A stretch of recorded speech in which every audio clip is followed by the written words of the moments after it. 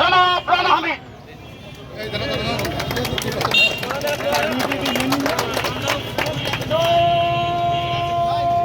বিসমিল্লাহির রহমানির রহিম।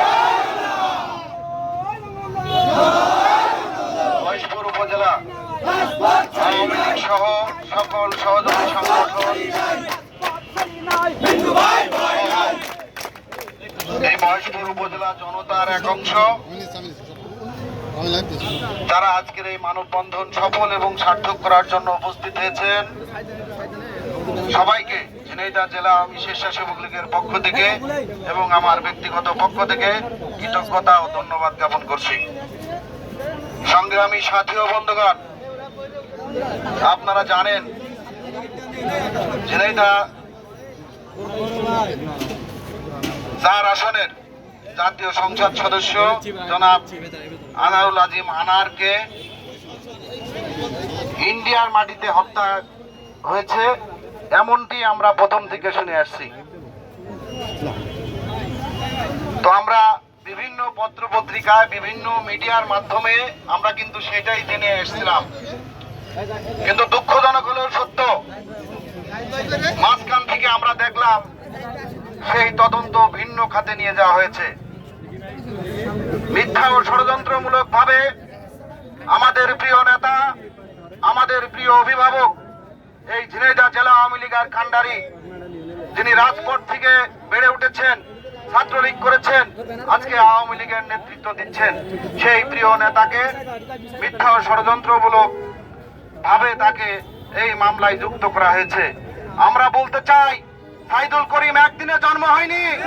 সাইদুল করিম তিলে তিলে আজকে 45 বছর ধরে তিনি এই রাজপথ থেকে সাইদুল করিমের জন্ম হয়েছে।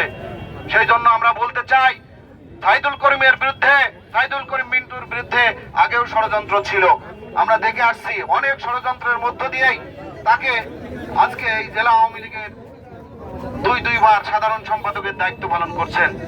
সেই জন্য বলতে চাই, কোন ষড়যন্ত্রই সাইদুল করিম মিন্টুকে ঠেকানো যাবে না, আমরা এটা মনে প্রাণে বিশ্বাস করি।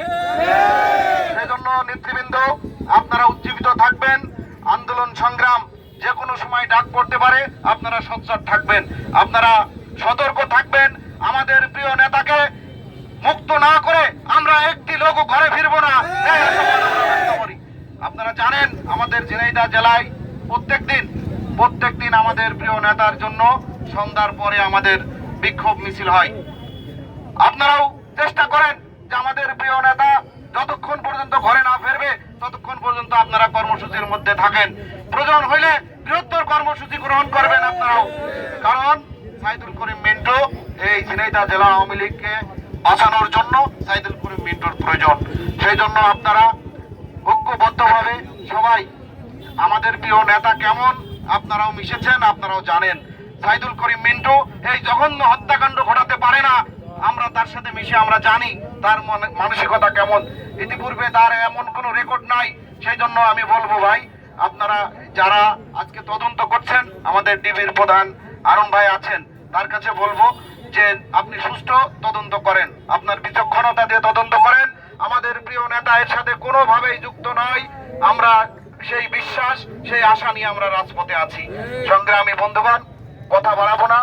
আজকে এই মিছিল শেষে বিক্ষোভ হবে, আপনারা সবাই মিছিলে অংশগ্রহণ করবেন এবং আপনাদের সকলের ধন্যবাদ জানাই, কৃতজ্ঞতা জ্ঞাপন করে আপনাদের সকলের সুস্বাস্থ্য দীর্ঘায়ু কামনা করে আমি আমার সংক্ষিপ্ত বক্তব্য শেষ করছি।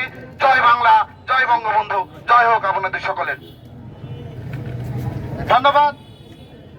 এ পর্যায়ে আপনাদের সামনে আজকের এই মানববন্ধনে